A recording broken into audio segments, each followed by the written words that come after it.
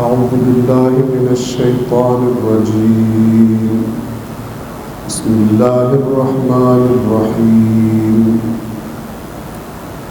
الحمد لله الذي نزل الفرقان على عبده ليكون للعالمين نذيرا، والصلاة والسلام على نبيه وصفيه الذي أرسله شاهدا ومبشرا ونذيرا وداعيا إلى الله بإذنه وسراجا منيرا، وعلى أهل بيته الذين أذهب الله عنهم الرجس وطهرهم تطهيرا.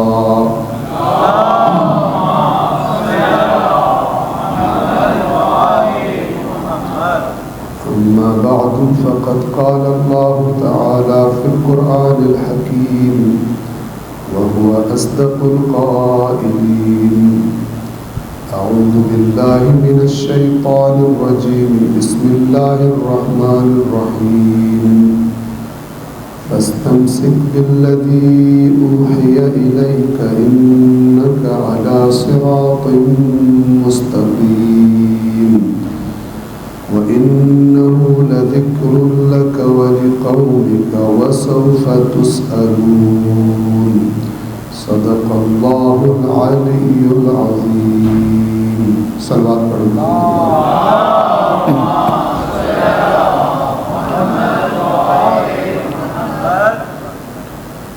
سورہ مبارکہ الزخرف آیت نمبر 43 اور آیت نمبر 44، جن کا ترجمہ اس طرح سے ہے کہ آیت نمبر 43 میں فرمایا، حکم دیا اپنے رسول کو تو آپ تمسک کیجئے، یعنی مضبوطی سے تھام لیجئے اس کو جو آپ کی طرف وحی کیا جا رہا ہے، یقیناً آپ صراط مستقیم پر۔ پھر آیت نمبر 44 میں بات کو جاری رکھتے ہوئے فرمایا، اور یقیناً یہ جو آپ کی طرف وحی کیا جا رہا ہے یہ نصیحت ہے، ذکر ہے آپ کے لیے اور آپ کی قوم کے لیے۔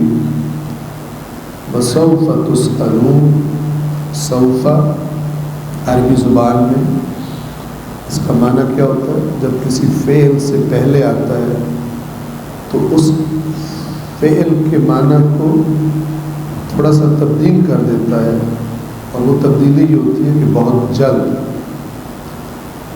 سوفا کے بعد جو جس فعل کا ذکر ہوتا ہے، سوفا آ کر یہ بتاتا ہے کہ یہ کام بہت جلد ہونے والا ہے، زیادہ تاخیر نہیں ہے۔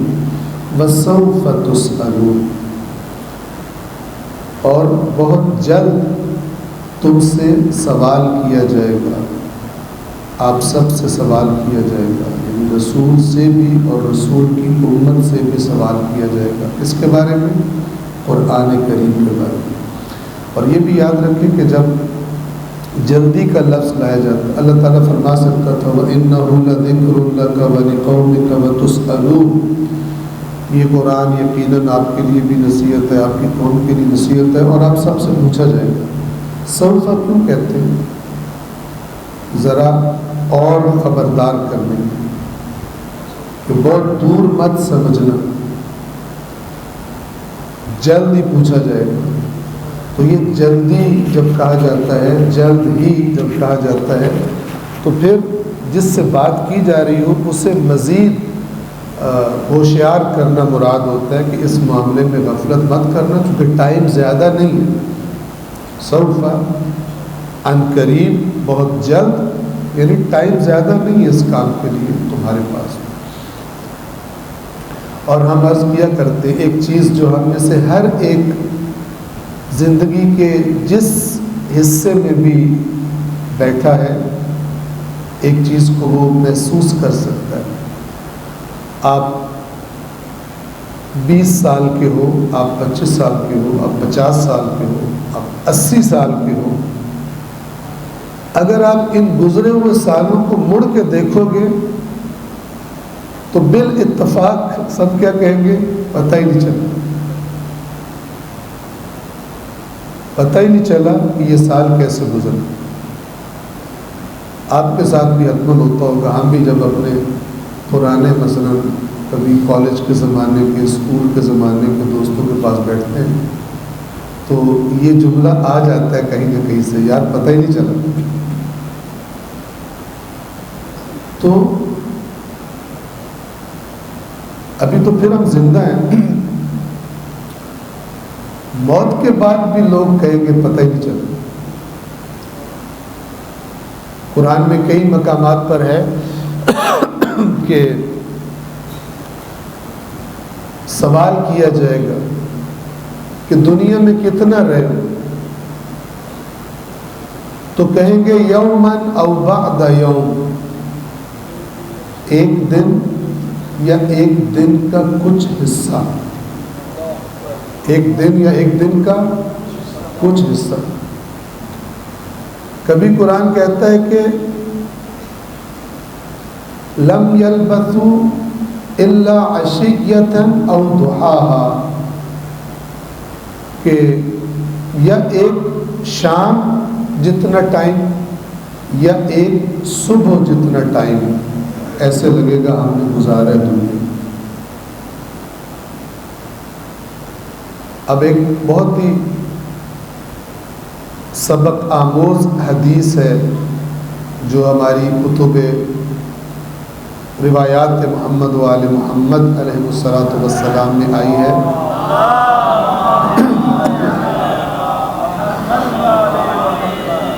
تو وہاں پر روایت کے مطابق اللہ کے نبی فرماتے ہیں کہ قیامت کے دن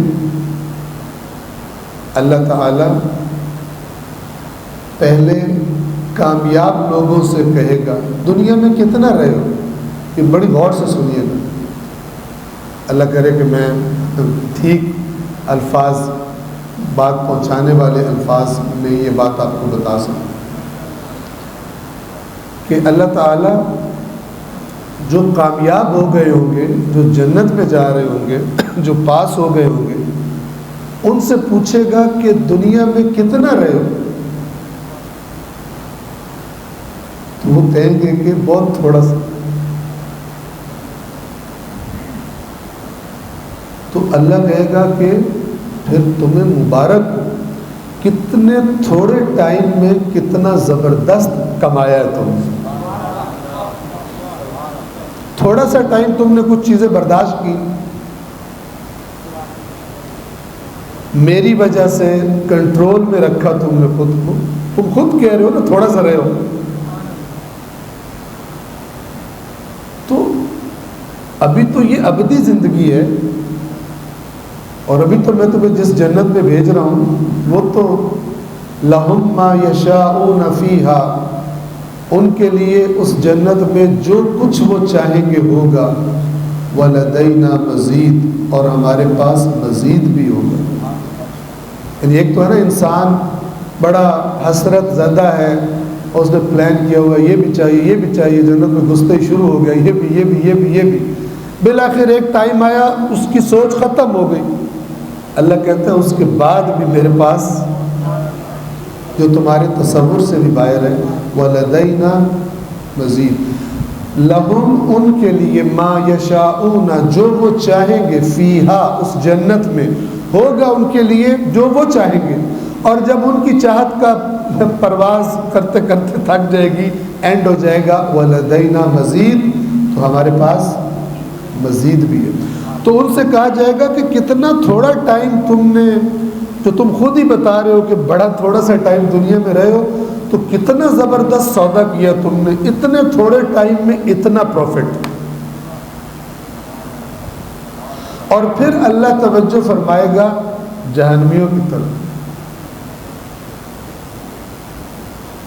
یہ بات زیادہ غور کرنے والی، ان سے پوچھے گا تم سناؤ کتنا دنیا میں رہے ہو، تم بڑے عیش پرست تھے، تم بڑے میری باتوں کو خاطر میں نہیں لاتے تھے، جو تمہارا دل کرتا تھا حرام و حلال، بڑے لمبے لمبے پلان تھے تمہارے، تو کتنا عرصہ گزار کے آئے، کتنا رہے دنیا میں، کیا فیلنگز ہے تمہاری، اپنے لفظوں میں بتا، ایکسپلین کرو اس حدیث کو۔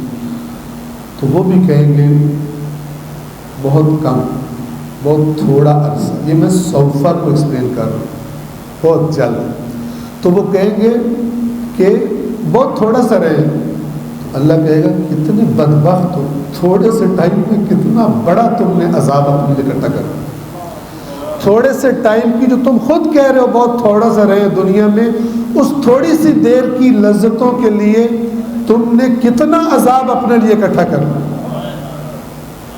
بس یہ مختصر سی دنیا کی زندگی جب اللہ کی طرف توجہ میں گزری تو اللہ ان سے کہے گا تمہیں مبارک ہو، تم تو بڑے سمجھدار نکلے، تھوڑے سے ٹائم میں اتنا کما لیا، تھوڑا سا صبر کر کے اتنا کما لیا تم نے۔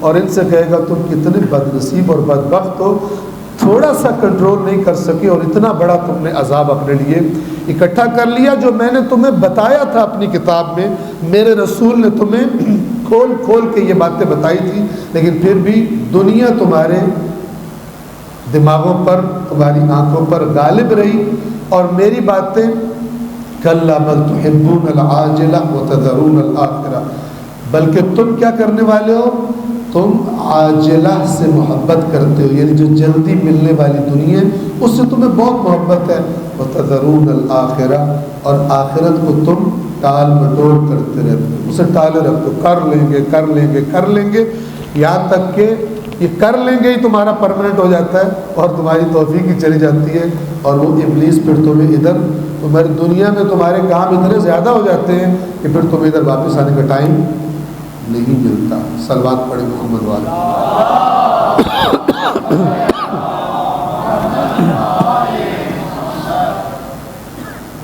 آگے چلتے ہیں، ہم ان دو آیات کا جو خلاصہ ہے اس کو ذہن میں رکھتے ہیں کہ اللہ کی کتاب سے تمسک، جس کا حکم اللہ کے رسول کو ہے، اللہ کے رسول کی آل کو ہے، ائمہ اہل بیت کو ہے، انہوں نے قرآن سے تمسک کیا۔ اور سب سے سوال ہو، امت کو کیا کہا گیا؟ قرآن مجید سے تمسک اور محمد و آل محمد سے تمسک، یعنی ہمارے لیے دین کی معلومات حاصل کرنے کے دو بنیادی سرچشمے، دو بنیادی سورسز ہیں، ایک قرآن ہے اور دوسرے محمد و آل محمد۔ جب ہم اہل بیت کہتے ہیں، صلوات پڑھ دیں محمد و آل،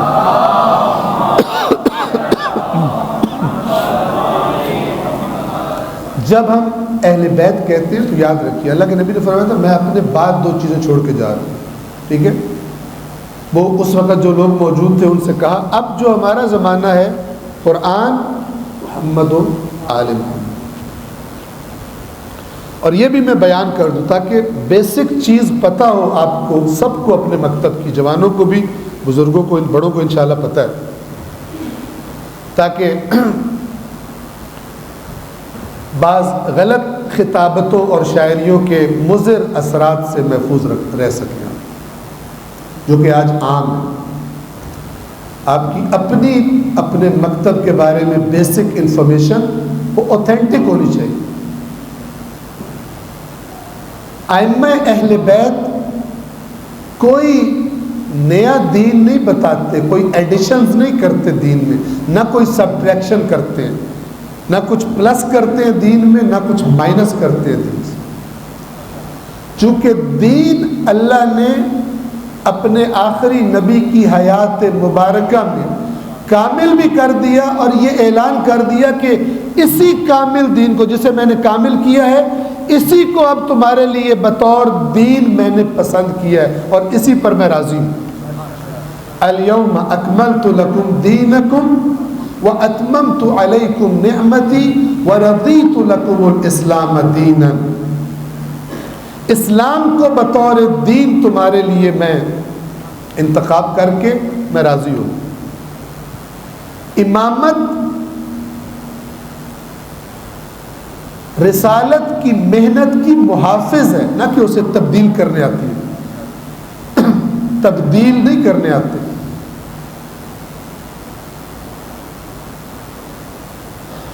خود ائمہ کے فرامین اس بنیاد کی طرف اشارہ کرتے ہیں۔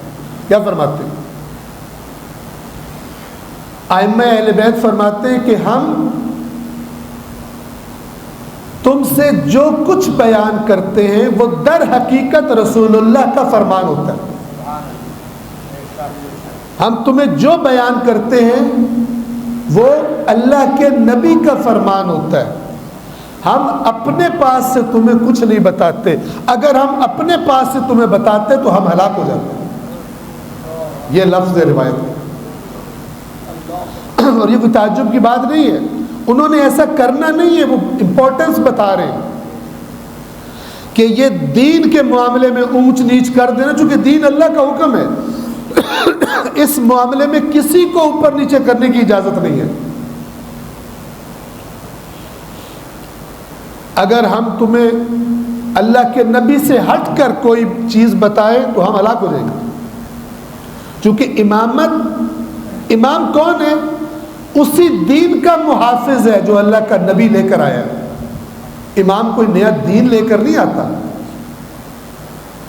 کہ بعض لوگوں کو یہ فیل ہو کہ مثلا شہید مرتضیٰ مطہری کے بقول وہ بتاتے ہیں، انہوں نے فرمایا کہ اگر کوئی شخص یہ اعتقاد پیدا کر لے کسی بھی وجہ سے کہ دو سسٹم دو نظام ہیں، ایک نظام کیا کہتا ہے نماز پڑھ، روزہ رکھ، حج کر، زکوٰۃ دے، خمس دے، جناب یہ کر یہ نہ کر، اگر تو اس کو فالو کرتا ہے تو تجھے جنت ملے گی۔ یہ شہید مطہری کے بات کے مفہوم کو بیان کر، ایک یہ سسٹم ہے۔ جیسے امتحان میں کبھی آتا ہے نا کہ دو سوال ہیں، کوئی سا ایک اٹیمپٹ کر لیں، اٹیمپٹ اینی ون آپشن ہے۔ تو دو سسٹم ہے، اگر کوئی یہ اعتقاد رکھے کہ دو نظام، ایک نظام وہ ہے نماز روزہ حج زکوٰۃ یہ وہ، اور ایک دوسرا سسٹم بھی ہے، اور وہ سسٹم یہ ہے کہ ماتم کرو، مجلس میں آؤ، آنسو بہاؤ۔ ان دونوں کو دو الگ الگ سسٹم سمجھو، دو ڈیفرنٹ سسٹم سمجھو، اور اعتقاد یہ ہو کہ اگر میں نے وہ نہ کیا اور یہ والا اٹیمپٹ کر لیا تو پھر قیامت کے دن کیا ہوگا؟ رب جانے تو حسین جانے۔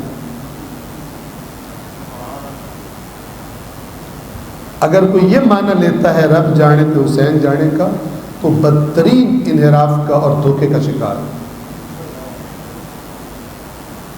کیونکہ حسین معصوم ہے، جو رب جانے وہی حسین جانے، نہ کہ اللہ کچھ اور جانے اور امام حسین آ کے کیس فائٹ کر رہے ہو کہ یا اللہ اس نے تیری نماز تو کوئی نہیں پڑھی، اس نے تیرا روزہ بھی کوئی نہیں رکھا، اس نے تیرا اس پہ حج واجب بنتا تھا وہ بھی کوئی نہیں کیا، اس نے باقی بھی، لیکن اس نے ماتم تو کیا۔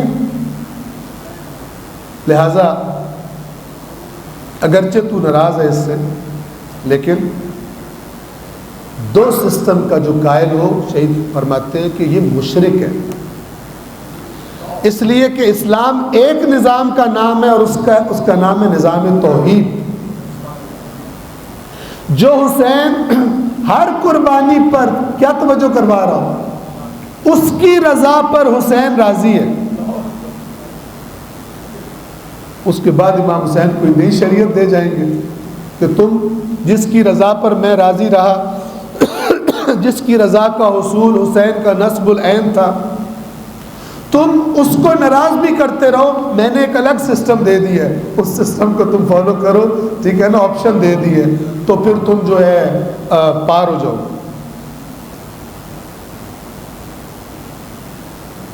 یاد رکھیں، انسان کو جب دو راستے بتائے جائیں اور اس کو ایک آسان والا ہو تو انسان کی نفسیات ہے وہ آسان طرف جائے۔ اسلام میں دو راستے نہیں ہیں، ایک صراط مستقیم ہے، باقی سب گمراہی۔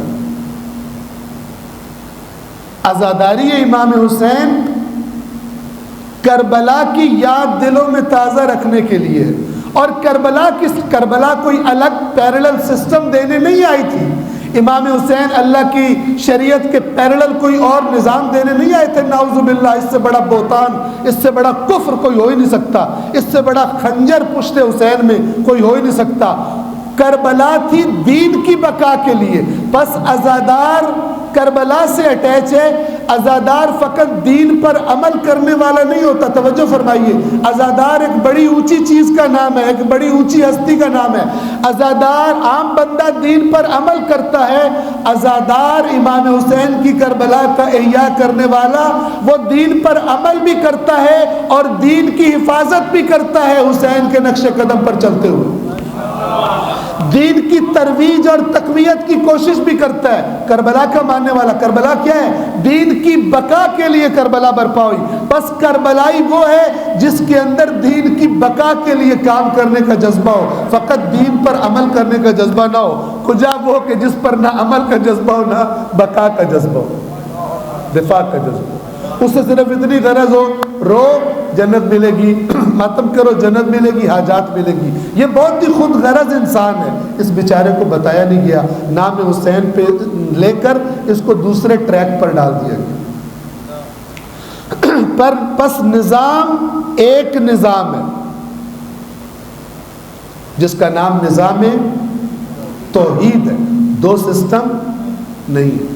تو شہید مرتضیٰ مطہری فرماتے ہیں جو اس طرح سمجھتا ہو دو سسٹم، وہ مشرک ہے، وہ امام حسین کو اللہ کا شریک سمجھے۔ یعنی امام حسین کہتے ہیں یا اللہ کا کام کر لو یا میرا کر لو، کام جو بھی ہے جس کو دین سمجھ کے کر رہے ہو وہ اصل میں اللہ ہی کی رضا کی نیت سے ہونا چاہیے، وہ قربتاً الی اللہ ہی ہونا چاہیے۔ فَاعْبُدُوا اللَّهَ مُخْلِصِينَ لَهُ الدِّينَ، بس اللہ کی بندگی کرو، دین کو اس کے لیے پیور کر کے، خالص کر کے، یہ اسلام ہے۔ صلوات پڑھیں محمد وعلیہ۔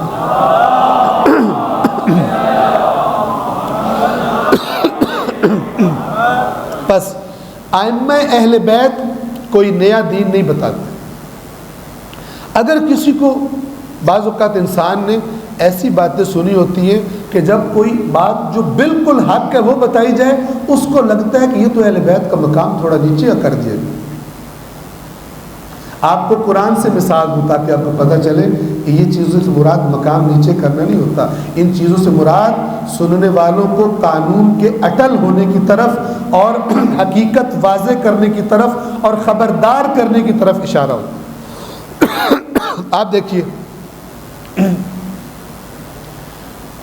اللہ قرآن کریم میں سورۃ الحاقہ میں، سورۃ الحاقہ 29 قرآن کے سپارے میں پہلی سورۃ الملک ہے جس کی پہلی آیت بڑی خوش نصیب ہے، بڑی پڑھی جاتی ہے جب بھی فوتگی والی مجلس ہو۔ تبارک الذی بیدہ الملک وہو علی کل شیء قدیر الذی خلق الموت والحیاۃ لیبلوکم ایکم احسن عملا وہو العزیز الغفور۔ ملک کے بعد دوسری سورہ ہے قلم اور تیسری سورہ ہے حاقہ، سورۃ الحاقہ۔ سورۃ الحاقہ جب آپ پڑھیں گے ہدایت کے لیے نہ کہ ثواب کے لیے، ثواب کے لیے پڑھیں گے قیامت تک پتہ نہیں چلے گا کہ کیا لکھا ہوا اس میں۔ دیکھیں بعض اچھی چیزوں کے نام لے کر بری سائڈ پر دھکیل دیا جاتا ہے انسان۔ ثواب بڑی اچھی چیز ہے، ٹھیک ہے نا، لیکن ثواب کر کے انسان کو ہدایت سے دور کر دیا جائے تو یہ بدترین گمراہی۔ جیسے شکاری شکار کو پھنسانے کے لیے جال چھپا دیتا ہے، شکار کی فیوریٹ چیز اوپر رکھ دیتا ہے. مثلا چڑیاں پکڑنے کے لیے جال مٹی کے نیچے چھپا دیتا ہے، اوپر دانے بکھیر دیتا ہے. تو اس کو دانے نظر آ رہے ہوتے ہیں، دانوں کے پیچھے جو ایکچوئل مسئلہ ہوتا ہے وہ دکھائی نہیں دے رہا. تو بعض اوقات شیطان بھی یوں ہی کرتا ہے،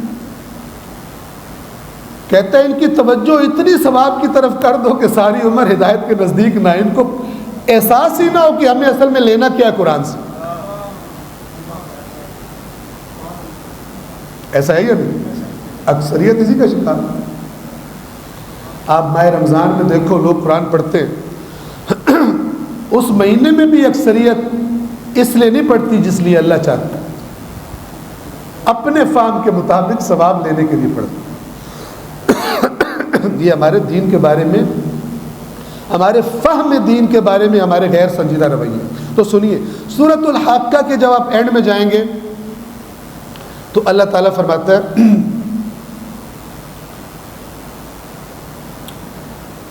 قول شاعر، یہ قرآن کسی شاعر کا قول نہیں، شاعری نہیں. قلیلا ما تذکرون قلیلا ما تؤمنون، تم میں سے کم ہیں بڑے جو ایمان لاتے ہیں، یعنی ہماری بات پر کام کرتے ہیں. ولا بقول کاہن، نہ کسی کاہن کا کلام ہے. کاہن یہ ہو گیا ستارہ، وہ ہو گیا یہ ہونے والا فلان ہونے والا ہے، کسی کاہن کا قول نہیں ہے. قلیلا ما تذکرون، تم نصیحت کم ہی قبول کرتے ہو. تذکرون وہ ذکر والا، تذکر کہتے ہیں نصیحت قبول کرتے. قلیلا ما تذکرون. پھر اللہ فرماتا ہے یہ کسی شاعر کا قول نہیں، کسی کائن کو. تنزیل من رب العالمین، یہ نازل کیا گیا ہے رب العالمین کی طرف سے. پھر اللہ فرماتا، اب یہاں پہ آپ توجہ فرمائیں، اللہ فرماتا ہے تم کہہ رہے ہو کہ اس نے اپنے پاس سے گھڑا ہے. قرآن فرماتا ہے، یہ لوگ کہتے ہیں افترا علی اللہ کذبا، کہ محمد ابن عبداللہ نے اللہ پہ جھوٹ گھڑا ہے. قرآن جھوٹ، کوئی وحی وغیرہ نہیں آتی، اپنے پاس سے گھڑا ہے، جھوٹ گھڑا ہے اللہ پر. اب دیکھیے جو میں کہہ رہا تھا کہ اس طرح کی باتوں سے نہ سمجھے کہ وہ ائمہ کی کوئی توہین ہو گئی. جو فرمایا کہ اگر ہم اپنے پاس سے کچھ کہتے تو ہلاک ہو جاتے. عین قرآن بات ہے. ہاں جس کو قرآن سے دین جس نے نہ لیا اس کے لیے ہو سکتا ہے فضائل میں کمی آ رہی.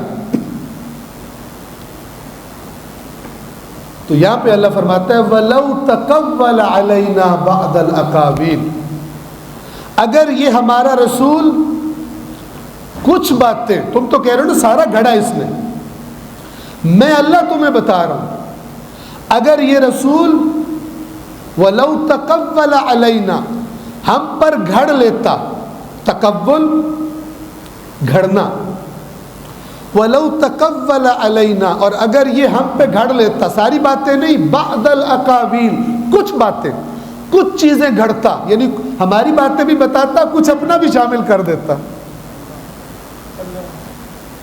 ایسا اللہ کے نبی نے نہیں کرنا، نہ انہوں نے کیا ہے، لیکن بتایا جا رہا ہے تاکہ میرے جیسا بندہ جب ممبر پہ بیٹھا ہے ذرا ہاتھ ہولا رکھے. ٹھیک ہے نا، ذرا نمک مرچ ڈالنے سے پرہیز کرے دین میں. دین کا جو اصلی ٹیسٹ ہے وہ اللہ نے جو رکھا ہے وہی ٹیسٹ ہے، اس میں اپنی طرف سے کمی بیشیاں نہ کریں.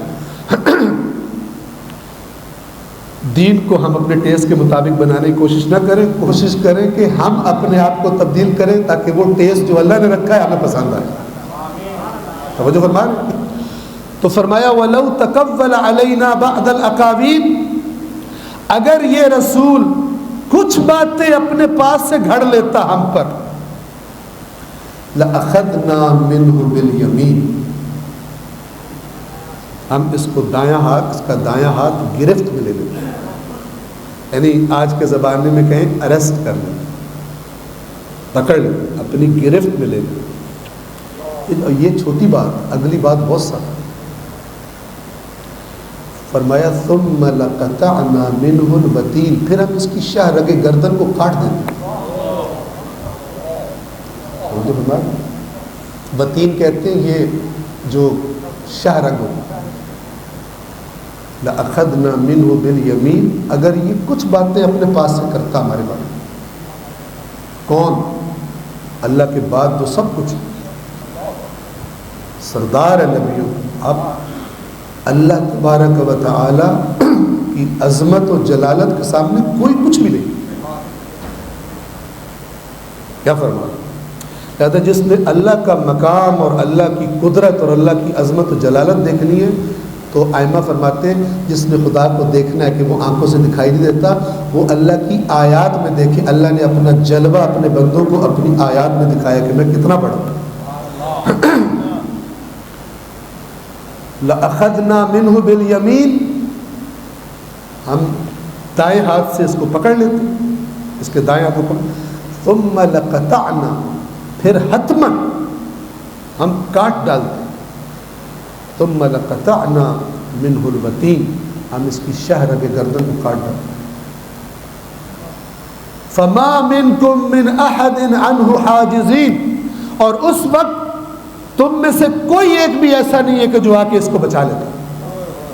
یعنی اللہ یہ کام کرنے لگے تو پوری دنیا میں سے، پوری مخلوقات میں سے کوئی نہیں جو آ کے بیچ میں آڑ کھڑی کر دے اور کہے یا اے اللہ یہ کام نہ کر. اللہ یوں ہے. توجہ فرما رہے.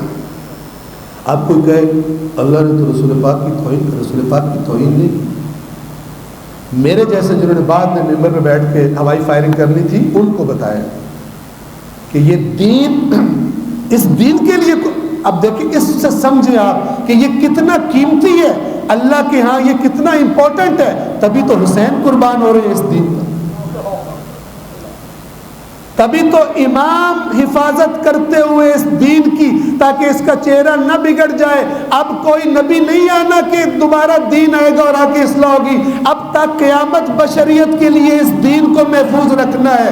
اب اگر حسین کو کاٹ دیا جائے، حسین کے بچوں کے ٹکڑے کر دیے جائیں، ان کے اصحاب کے ٹکڑے کر دیے جائیں، ان کی مستورات کو قیدی بنا لیا جائے، سب قبول ہے، لیکن دین کی تحریف حسین کو قبول نہیں ہے.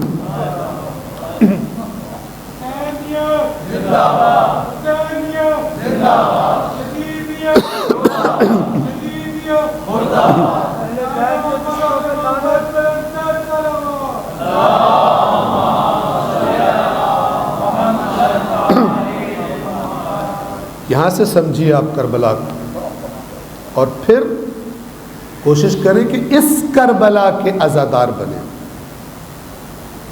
اس کربلا سے پوری تصویر ہمارے سامنے کہ یہ دین اتنا امپورٹنٹ ہے، اللہ کا پیغام. ٹھیک ہے نا؟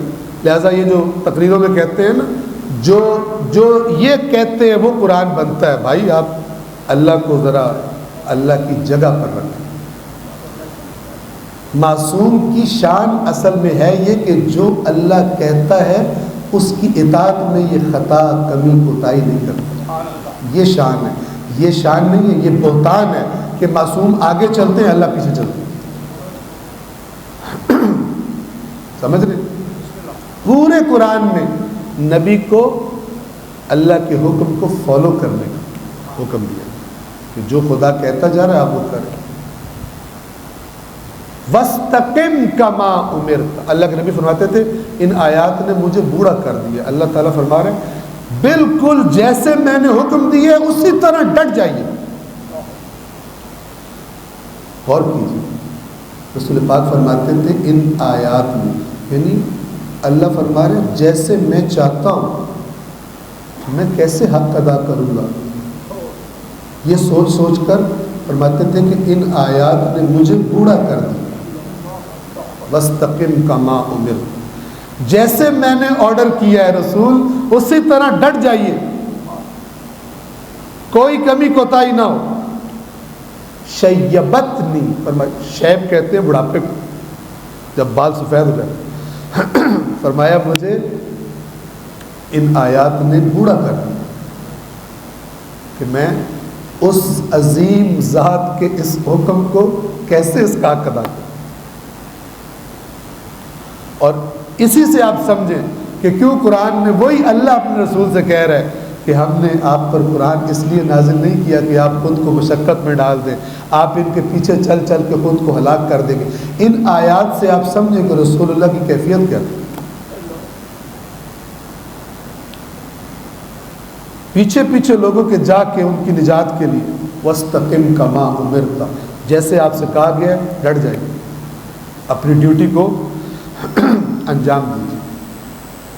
ایک صلوات پڑھیں محمد والے۔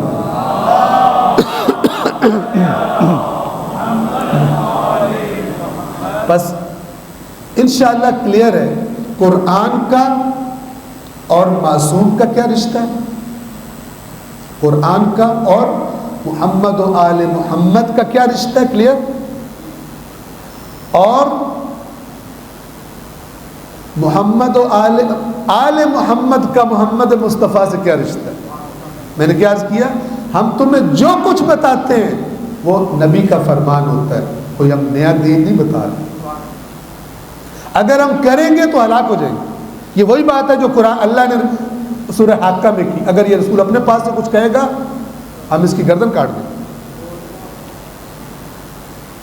پھر کہہ رہا ہوں اس میں شان کی کوئی کمی نہیں ہے، ہاں وہ شان جو ہم نے گھڑ کے بنا لیا ہو وہ اس کی کمی ہو جائے گی۔ پھر ہو سکتا ہے کچھ لوگ اللہ تعالیٰ سے کہیں کہ یہ تو مقصر لگ رہا ہے، اللہ تعالیٰ بھی بعض کی نظروں میں مقصر ہو جائے، رسول کو کہہ رہا گردن کاٹ دو۔ اس سے مراد شان گھٹانا نہیں ہے، اس سے مراد بات کی امپورٹنس سمجھانا ہو۔ توجہ ہے۔ پھر امت سے یہ کہا گیا کہ تمہارا، یعنی اب آ گئی ہماری باری، تمہارا رشتہ کیا ہونا ہے قرآن سے، تمہارا رشتہ کیا ہونا ہے نبی سے، کون سا تعلق ہے اللہ کی نظروں میں ویلڈ، ریکمینڈڈ، اللہ نے کیا چاہے کہ تمہارا کیا تعلق ہو رسول کے ساتھ، کیا چیز تمہیں جوڑے رسول کے ساتھ۔ کچھ لوگ سمجھتے ہیں مزاح کی بات ہے، ٹھیک ہے، ایک طنز کیا گیا ہے بعض ایسے مسلمانوں کو۔ بعض لوگ سمجھتے ہیں وہ بندہ ماہ رمضان آیا،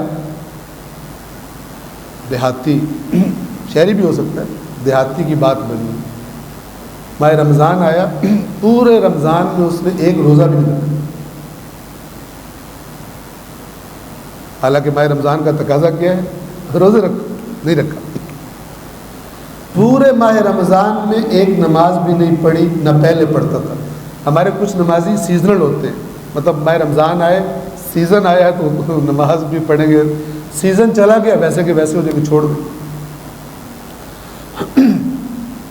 تو نہ پورے ماہ رمضان میں کوئی نماز پڑھی، نہ پورے ماہ رمضان میں کوئی روزہ رکھا۔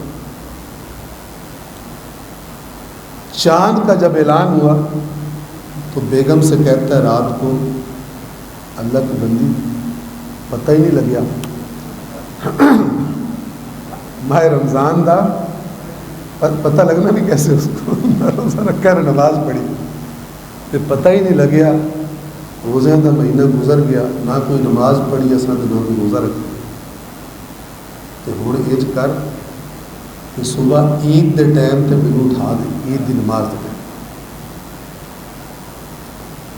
خیر وہ عید کے نماز کے ٹائم کے بعد اٹھے دونوں، جب دیکھا گھڑیاں دیکھی عید تو ہو گئی، اب بیگم سے کہتا ہے وہی ماہ رمضان بھی گیا، نہ روزہ رکھا نہ نماز پڑھی، عید دی نماز ہی نہیں پڑھی، ہوں جلدی جلدی سیویاں پکا، جلدی جلدی سیویاں پکا، نہیں تو کافر ہو جاؤ، یہ سیویاں بھی نہ کھاتی سویاں۔ تو بعض کا اسلام اپنی مرضی کی نسبت اور کچھ نہ کیا ہو، اللہ کے بتائے ہوئے تقاضے پورے نہ کیے ہو، بعد میں اپنی بنائی ہوئی رسم، سیویاں کھا لو، لڈو کھا لو، بریانی کی نیاز کی دیگ کھا لو، الحمدللہ بڑا تعلق قائم ہو گیا ہے ہمارا اللہ کے ساتھ۔ جو اصل احکام شریعت کا پابند نہیں، وہ چاہے دیگ پکوانے والا ہو، دینے والا ہو، چاہے دیگ کھانے والا ہو، اللہ تعالیٰ قبول نہیں کرتا۔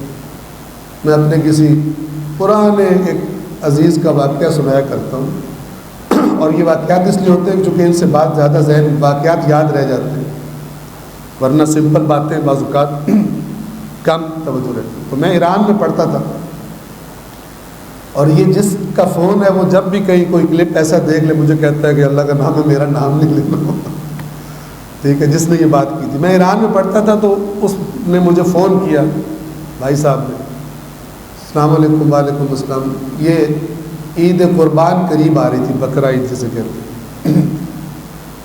السلام علیکم، کیا حال ہے؟ ٹھیک۔ میں نے کہا ٹھیک ہوں بالکل۔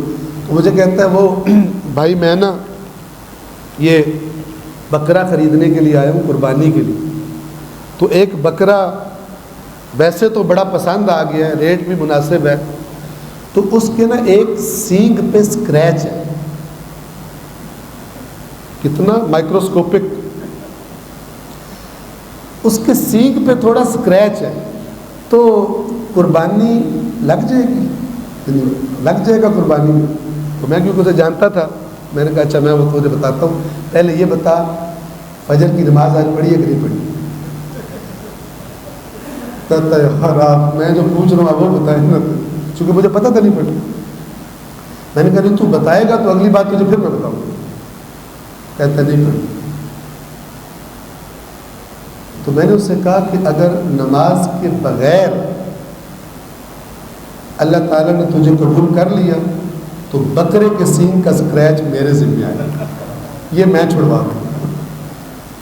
مذاق سے کہا میں نے، ورنہ کس کی جرت ہے اللہ کے سامنے چھڑوائے بڑا کرنے، ٹھیک ہے نا۔ تو میں نے کہا یہ سینگ میرے ذمہ آیا، تو مجھے پہلے بتا کہ اگر نماز کے بغیر اللہ، بعض لوگ ایسے خود سے اپ ڈاؤن کر لیے شریعت میں، جو امپورٹنٹ ترین چیزیں تھیں ان کو لفٹ ہی کوئی، اور جو دادا نے رسم شروع کی تھی کہ دیگ دینی ہے اس پہ جان قربان کر دے، شہر کا بیسٹ وہ شیف ڈھونڈیں گے، دادا کی رسم کہیں خراب نہ ہو، نماز کی پرواہ کوئی۔ یہ اس طرح جب کیا جائے پھر اسی کو بدعات کہتے ہیں۔ بدعت کیا ہے؟ اصل دین کو آپ جو امپورٹنس نہیں دے رہے ہو، وہ آپ نے جو کر لی ہے وہ آپ اس پہ صدقے اور قربان ہو رہے ہو، یا آپ کے کسی بزرگ نے کوئی رسم شروع کر دی، یہ کتنی بڑی توہین ہے۔ جو رسول اللہ نے حکم دیا اس کی پرواہ کوئی نہیں، جو دادا نے آ کر کہا ہے وہ جناب اس پہ قربان ہو، یہ اللہ قبول کرے گا؟ نہیں قبول کرے گا۔ ہاں جو چیز جو مقام رکھتی ہے اس کی طرف اتنی توجہ ہے پھر یہ بہترین ہے، پھر دیگیں بھی بہترین ہیں، ایک کی جگہ دو پکوائیں اور ایک پلیٹ کی جگہ دو کھائیں، بے شک بہترین ہے۔ لیکن اگر یہ اس طرح بن جائے کہ شریعت کی پرواہ کوئی نہ رہے اور کام دیگوں پہ ہی آ جائے تو پھر یہ دو سسٹم والی بات ہوگی، یا نماز پڑھو یا دیگ دے دو، ایسا نہیں، یا 6 ماہ قید یا مثلا 50,000 جرمانہ، ایسا نہیں، دو سسٹم نہیں، سسٹم ایک سسٹم ہے، اور اس سسٹم کی سورسز جاننے کی دو ہیں، قرآن، محمد و آل محمد۔ ہم سے کہا گیا تم نے قرآن سے اور اہل بیت سے، اہل بیت یعنی محمد و آل محمد تمسک کرنا، ان دونوں کا دامن مضبوطی سے تھامنا ہے۔ بس محمد و آل محمد کا تعلق قرآن سے کیا؟ قرآن سے یعنی اللہ سے، اس کو آپ کلیئر رکھیں ذہن میں، اطاعت کا ہے۔ ہمارا تعلق قرآن سے کیا ہے؟ اطاعت کا ہے۔ ہمارا تعلق محمد و آل محمد سے کیا ہے؟ اطاعت کا ہے۔ ولایت کا معنی کیا ہے؟ اطاعت۔ اگر ولایت کا معنی، ولایت کا جھگڑا ہے نا ہمارا اپنے اہل سنت بھائیوں کے ساتھ اختلاف، تو وہ بھی ولایت کا ایک معنی مانتے ہیں، اور وہ کون سا معنی ہے؟ محبت۔ ان کے ہاں مسلم فرامین اللہ کے نبی کے موجود ہیں کہ میرے اہل بیت کی محبت ایمان کا حصہ ہے، ایمان، جب کچھ ہستیاں ایمان کا حصہ بن جائیں پھر ان کو یہ نہیں کہنا ہوتا چونکہ رشتہ دار ہیں نبی کے اس لیے ہم احترام کرتے ہیں.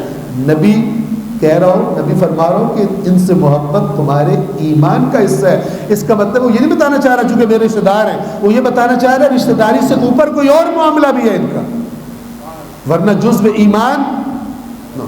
تو ان کے ہاں یہ ہے، لہٰذا وہ بھی کہتے ہیں ہمیں اہل بیت سے محبت ہے. تو محبت ولایت کو محبت کے معنی میں لینا، اس میں تو کوئی ہمارا ان کے ساتھ اختلاف نہیں. ہم ولایت کو کس معنی میں لیتے ہیں؟ حکومت. من کنت مولا ہوں، جس کا میں دوست ہوں. یہ نہیں کہا، ہم کیا کہتے ہیں؟ ہم کہتے ہیں من کنت مولا ہوں، جس کا میں آقا ہوں، جو میرا اطاعت گزار ہے، جو میرے حکم پر چلتا ہے. فہذا علی مولا. پھر یہ علی نیچرلی رسول اللہ کے بعد، رسول اللہ کے ہوتے ہوئے علی کوئی حکم نہیں دیتے. ہاں رسول اللہ کے ہوتے ہوئے رسول علی کوئی حکم دے تو پھر علی وہ حکم دیتے ہیں، ورنہ رسول اللہ کے ہوتے ہوئے علی حکم نہیں دیتے. توجہ فرمائیں. تو یہ ہمارا اختلاف تو یہاں پر ہے. ولایت یعنی اطاعت، یعنی اگر ہم اپنی نسبت سے دیکھیں تو اطاعت، اور ان کی نسبت سے دیکھیں تو ان کی ہم پر حکومت. یہ ولایت کا معنی جس میں ہمارا اور برادران اہل سنت کا اختلاف ہے. پس اہل بیت سے تمسک یعنی اہل بیت کی اطاعت. یہ کیوں تاکید کر رہا ہوں؟ اگلی بات بتانا چاہ رہا ہوں. اگر کوئی بندہ اس رشتے کو اگنور کر دے، اس رشتے کو دوسرے یا تیسرے درجے پہ لے جائے اور خود سے اہل بیت سے اٹیچمنٹ کے طریقے گھڑ لے،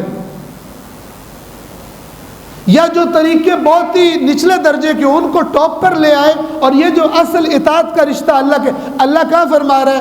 آپ بچے کو آیت یاد ہے، یا ایھا الذین آمنوا اطیعوا اللہ واطیعوا الرسول واولی الامر منکم. یعنی اللہ جو تعلق چاہتا ہے اپنے ساتھ، کون سا تعلق؟ اطاعت کا. رسول کے ساتھ اطاعت کا تعلق، اولی الامر کے ساتھ اطاعت کا تعلق. ایک بندہ وہ اس اطاعت کے تعلق کو جو بیسک اصل میں تعلق ہونا چاہیے اس کو اگنور کر دے، اس کو امپورٹنس نہ دے، اور کہے میں نے اہل بیت سے تعلق بنانا ہے، میں نے ہر فلان تاریخ کو امام کے نام پہ 100 دیگیں پکوانی ہیں. یہ دیگیں بیلٹ دیگیں نہیں.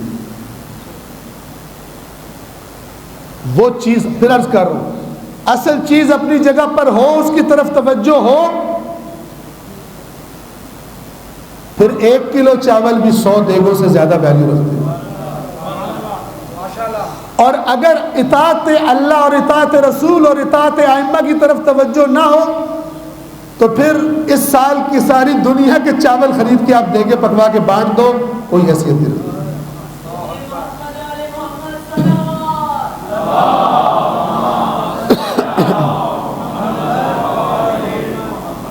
توجہ فرما رہے ہیں. بیسک بات کو بڑے کلیئر طریقے سے سمجھنا چاہیے. اور طریقہ یہ ہے کہ ہم دیکھیں کہ ہمیں آج اس زمانے میں اپنے دین کی نالج کے لیے، دین کے بارے میں انفارمیشن کے لیے سب سے اوتھینٹک جگہ کون سی ہے؟ تو عقل مند وہ ہے جو وہاں پہ جائے گا. لیکن افسوس یہ والی عقل بڑی کم نظر آتی. لہذا میں کبھی بھی کسی مجمع کو یہ نہیں کہتا آپ جیسا سمجھدار مجمع میں نے پورے پاکستان میں. مکھن لگاتے ہیں نا تاکہ ذرا مجلس ٹکے، ہر جگہ یہی کہتے ہیں. اور میں یہ کہتا ہوں کہ جس مجمع کو اللہ نے، رسول نے، ائمہ اہل بیت نے جس مجمع کو کہا کہ اس قرآن کو پڑھو، اس میں غور کرو، اور وہ پھر بھی قرآن کو کہ اس طرح نہ پڑھتا ہو، میں نے اتنا بے عقل اور نہ سمجھ مجمع نہیں دیکھا. میں یہ کہتا ہوں، اور یہ حقیقت چاہے پسند آئے چاہے پسند نہ آئے. اللہ بھی قیامت کے دن کہے گا کہ جن کی لکھی ہوئی کتابیں تم پڑھتے تھے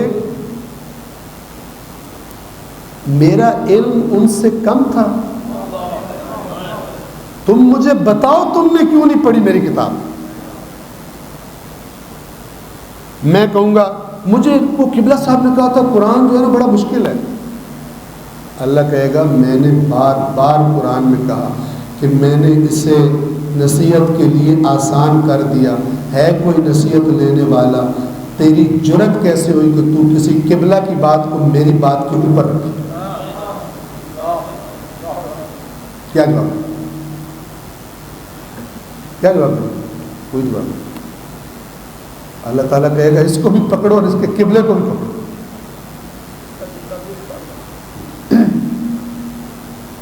جب اللہ کے نبی یہ شکوہ کریں گے نا کہ میری قوم نے قرآن سے دوری اختیار کر لی تھی، یہ FIR ہے، اور اس میں پھر جو پکڑے جائیں گے، کچھ تو ہے نا جو دور ہوئے تھے، کچھ وہ ہیں جو دور کرنے میں جن کا رول ہوگا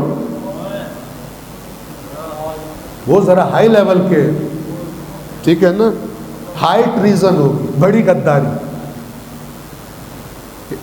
اللہ کہے گا اسباب سامنے رکھے جائیں، عوام کیوں قرآن سے دور تھی؟ سب سے پہلے ان کو لاؤ جن کی ذمہ داری تھی کہ عوام کو قرآن سے قریب کریں، اور ان سے کہا جائے گا تم نے اپنی عوام کو جتنے دیگوں کے ثواب بتائے تھے میری کتاب پر تاکید کیوں نہیں کی؟ اگر تم نے ان کو وہی زور لگایا ہوتا تو یہ تمہاری قوم اللہ کی کتاب سے دور نہ ہو۔ لہذا بڑے مجرم تم ہو، بڑے مجرم تم۔ اور پھر لوگ سمجھیں گے شکر ہے مولوی پھنس گئے آج کے۔ نہیں، یہ اللہ نے قرآن میں بنی اسرائیل کی سٹوری سنائی ہوئی کہ اپنے ان کو پھنسانے کی وجہ سے خود نہیں بچے۔ اللہ کہے گا اگر وہ نہیں کر رہے تھے تمہیں نہیں پتا تھا کہ قرآن امپورٹنٹ ہے؟ تمہیں نہیں پتا تھا؟ تم تو بچپن سے حدیث ثقلین سنتے تھے، اتنے بھی سمجھ نہیں تھی تمہیں کہ دو چیزوں کا نام ہے، ایک قرآن کا ایک اہل بیت کا۔ کیوں میری بے قدری؟ اللہ کی بے قدری ہے قرآن مجید کو لفٹ نہ کرانا، اللہ کو لفٹ نہ کرانا۔ اور اللہ فرماتا ہے قرآن میں وما قدر اللہ حق قدر، انہوں نے اللہ کی جو قدر کرنی چاہیے تھی نہیں کی۔ تو اگر میں اللہ کی بے قدری کروں تو امام حسین کی میں قدر کر رہا ہوں؟ نہیں کر رہا، مجھے کچھ غلط مس گائیڈ کر دیا گیا۔ جو اللہ کی قدر نہیں کر رہا وہ کسی کی قدر نہیں کر رہا، اور اگر وہ کر رہے تو وہ کسی من گھڑت نظام کے تحت کر رہے۔ نظام توحید کے تحت سب سے بڑا مقام انسان کی زندگی میں اللہ وحدہ لا شریک ہے۔ ائمہ اہل بیت نے فرمایا تم اس وقت تک حقیقی مومن نہیں ہو سکتے جب تک تمہاری ساری محبتیں اللہ کی ذات کی وجہ سے نہ ہو جائیں۔ یعنی جس سے محبت کر رہے ہو کس کی وجہ سے کرو؟ اللہ کی وجہ سے۔ اور تمہاری ساری دشمنیاں اللہ کی وجہ سے، یعنی تمہاری ذات اللہ کی ذات میں فنا ہو۔ یہ نقطہ کمال جسے کہتے ہیں فنا فی اللہ، محبت خدا کی خاطر، دشمنی ذات ہے۔ اس کا نقطہ کمال، اور میں آج آپ کی زحمت تمام کروں، آج کی رائے ٹائم کافی ہو گیا، اس کا نقطہ کمال دیکھنا ہو امام الموحدین کو میدان خندق میں دیکھیے۔ عمرو ابن عبد ود، یہ لفظ ود ہے، واو پر زبر ہے، یہ قرآن بدھ کا نام تھا، عبد ود یعنی اس ود کا بندہ کہ جس کے مقابلے پہ جانے کو کوئی تیار نہیں ہے۔ بالآخر مولا جاتے ہیں اور اس کو گرا دیتے ہیں اور اس کے سینے پر سوار ہو جاتے ہیں اور وہ جسارت کرتا ہے ستن اللہ کے لیے مار رہا تھا، میں نے محسوس کیا کہ اب میرا اپنا غصہ، ذاتی غصہ بھی شامل ہو۔ اس کے منہ سے وہ لفظ سننے کے بعد مجھے یوں لگا کہ اب اگر میں نے مارا تو یہ صرف اللہ کے لیے نہیں ہوگا، میری اپنی جو میری ذاتی غصہ ہے وہ بھی شامل ہوگا، لہٰذا میں نے یہ کام نہ کرنا چاہا ایسی حالت میں، اور میں اٹھ کے کھڑا ہو گیا دور جا کر، اور جب میں نے اپنے غصے کو قابو میں کر لیا تو پھر میں نے دوبارہ اس پہ حملہ کیا اور اس کو قتل کر دیا۔ میں چاہتا تھا صرف اللہ کے لیے یہ کام، تمہاری ساری محبتیں اور ساری دشمنیاں، یہ اس کا نقطہ کمال۔ اسی لیے اللہ کے نبی نے ایسے نہیں فرمایا تھا علی مع القرآن والقرآن مع علی، علی قرآن کے ساتھ اور قرآن علی کے ساتھ۔ ایک صلوات پڑھ دیں محمد والے۔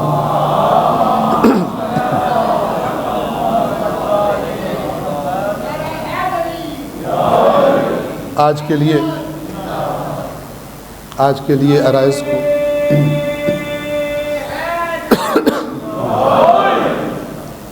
آج کی عرائض یہیں تک تمام۔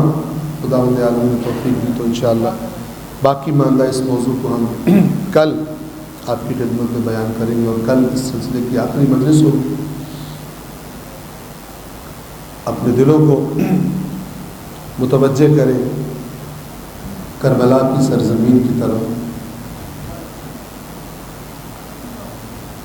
عصر عاشور ہے، منظر کربلا یہ ہے کہ حسین کے سب عزیز اپنا وعدہ نبھا چکے اور اللہ کی راہ میں تیروں اور نیزوں اور تلواروں اور پتھروں کا نشانہ بن چکے۔ حضرت عباس کی شہادت بھی ہو چکی، علی اصغر بھی تیر کھا کے واپس آ چکے۔ اب مقاتل نے چند الوداع ذکر کیے حسین، امام حسین کے، اور ان میں سے ایک وداع اپنے بیمار بیٹے سجاد کے ساتھ۔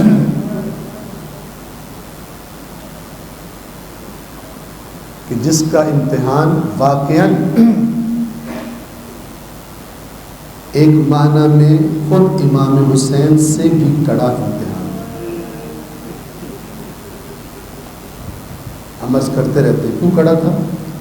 اس لیے کہ جو کچھ امام حسین نہیں دیکھنا چاہتے تھے سجاد کو وہ دیکھنا پڑا۔